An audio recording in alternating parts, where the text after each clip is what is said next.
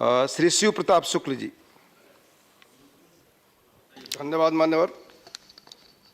मैं आपके माध्यम से सबसे पहले माननीय प्रधानमंत्री जी तथा माननीय वित्त मंत्री जी को इस विकासोन्मुख बजट के लिए हार्दिक बधाई देता हूं।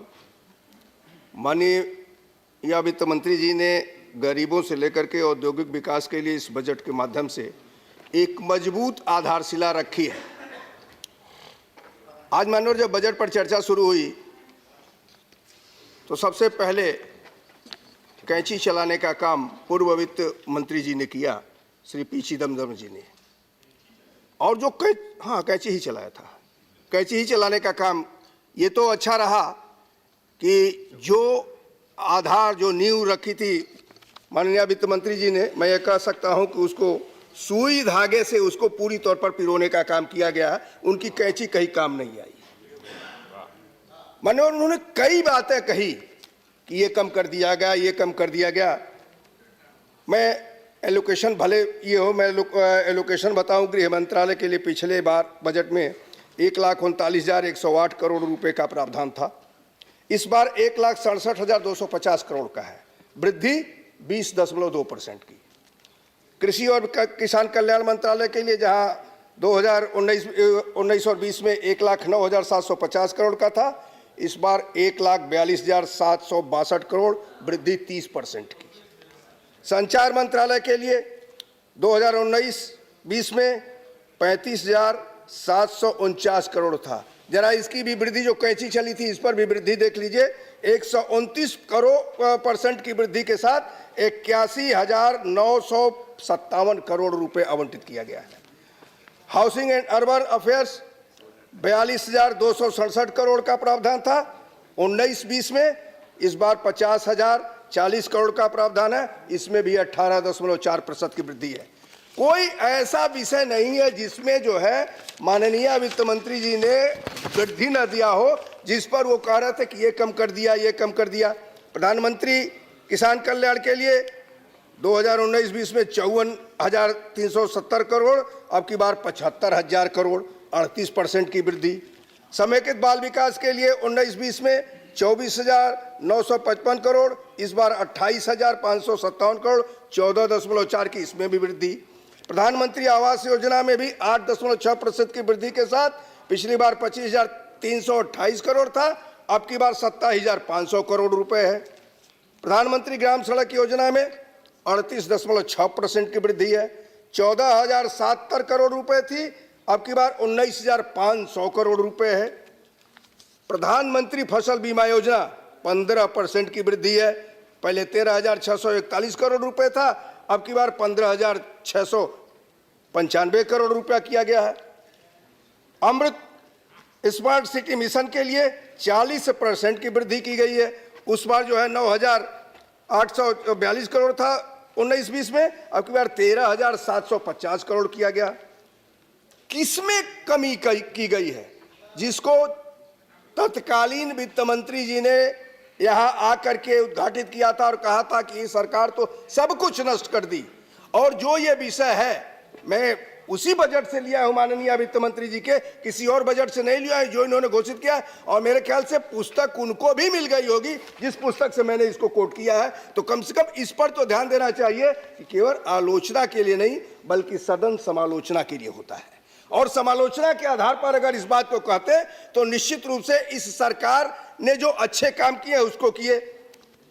ग्रीन रिवॉल्यूशन में 9,965 करोड़ रुपए था, 13,320 करोड़ का 33.7% की वृद्धि हुई। स्वच्छ भारत मिशन में 9,638 करोड़, अब की बार 12,294 करोड़। कुछ भी ऐसा नहीं है जिसको न दिया। राष्ट्रीय ग्रामीण पेयजल में 11,500 करोड़ दिया गया है, और पिछली बार कितना था 1,000 करोड़ रुपया, इसमें भी बढ़ाया हुआ है 15% का। कृषि के सिंचाई के लिए पहले था 7,896 करोड़, 41% की वृद्धि के साथ 11,127 करोड़ रुपया। सबसे अधिक वो सर अपना पकड़ रहे थे कि सत्यानाश कर दिया इतनी महत्वपूर्ण योजना को जो मिड डे मील का था। उसमें भी उन्होंने यह गिना दिया था कि मिड डे मील का भी सत्यानाश कर दिया। मान्यवर, पिछले बार 9,912 करोड़ का आवंटन था, प्रावधान था। अब की बार 11% की वृद्धि के साथ 11,000 करोड़ का था, जिसके लिए वो पूरे सदन में आते ही सर पीट रहे थे। अब कौन सी ऐसी बात है, नरेगा में भी बता सकता हूं, नरेगा में भी बता सकता हूं, उसमें भी वृद्धि हुई है। श्रीमान, इस सरकार ने जो सबका साथ, सबका विकास और सबके विश्वास के आधार पर वो किया कि पहली बार है कि टैक्स पेयर भी बढ़े। अब की बार 60 लाख से अधिक करदाता जुड़े हैं, 60 लाख से अधिक करदाता जुड़े हैं। माननीय जीएसटी में भी 1 लाख करोड़ रुपए का हुआ, और मैं समझता हूं कि जीएसटी की वजह से भी 4% की बचत बढ़ी है। ये बचत बढ़ी है। मैं कुछ और बिंदु गिनाना चाहता हूं। किसान के लिए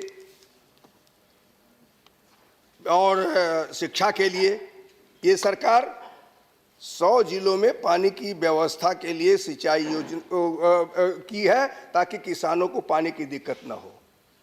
पीएम कुसुम स्कीम के जरिए किसानों को पंप को सोलर ऊर्जा से जोड़ा जाएगा। इसमें 20 लाख किसानों को जोड़ा जाएगा और 15 लाख किसानों को ग्रिड पंप से जोड़ा जाएगा। यह इस सरकार की खूबी है, जिसको उसने किसान के विषय में, क्योंकि भारत कृषि प्रधान देश है, किसान है, उसके दिया। पहले कभी ऐसा नहीं होता था। ये लोगों को सोचना चाहिए कि मैंने क्या किया था, आज क्या किया है। अगर इस प्रकार से तुलना करते तो मुझे लगता है कि समालोचना का बजट करते, आलोचना का बजट नहीं। बाहर जाकर कुछ कह देते हैं, अंदर कुछ करते हैं। देश में मौजूद जो है वेयर हाउस, कोल्ड स्टोरेज को नाबार्ड अपने अधिकार में लिया। इसको पीपीपी मॉडल से लेने का काम किया है, जिसका परिणाम है कि आगे चल करके इसका लाभ पूरी तौर पर किसानों को मिले।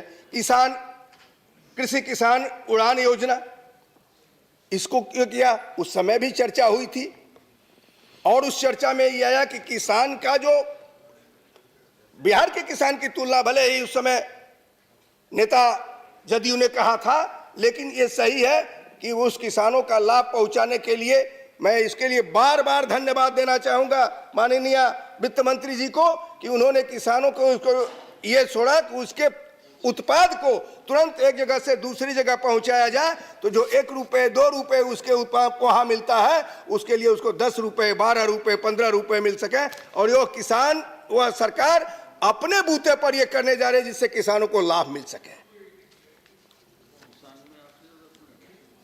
मान्यवर, इसमें कई चीजें, जैसे दूध है, मांस है, मछली है, ये सब कुछ जो स्थानीय उत्पाद होता है उसको भेजने का ये हुआ है।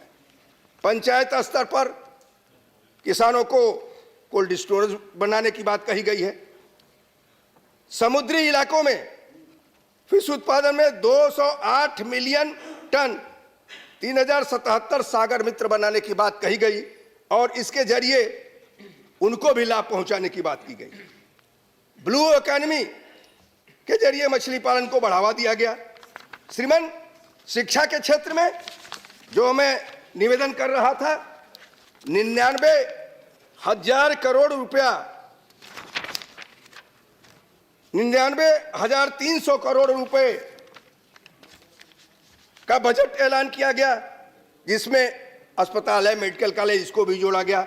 इसी प्रकार से मान्यवर शिक्षा को इतना महत्व दिया गया कि जिसका परिणाम है कि यूजीसी को कुल 4,600.66 करोड़ रुपए आवंटित किए गए। आईआईटी के लिए 6,409.95 करोड़ दिए गए। आईआईएम को 445.53 करोड़ रुपए दिए। यहां एलआईसी की बात हो रही थी, लोगों ने कहा एलआईसी तक को नष्ट कर दिया।